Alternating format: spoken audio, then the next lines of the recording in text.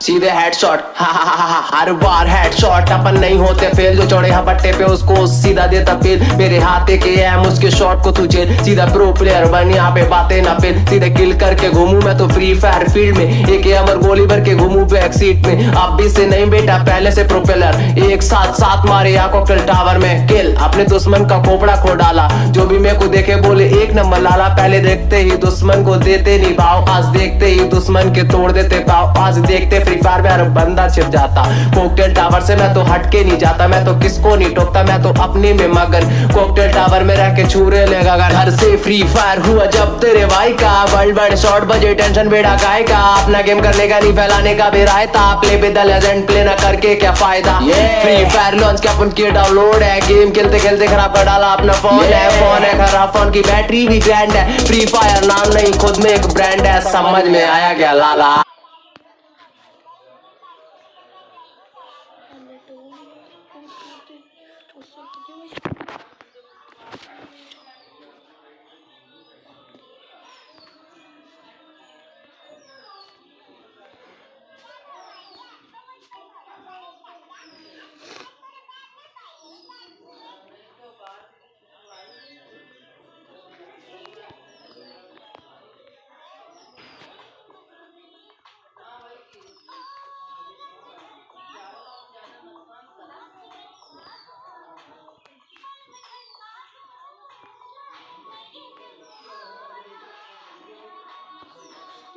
धीरे करो जा रही है, नेटवर्क नहीं आ रहा, बहुत जोर से गुस्सा लग रही है।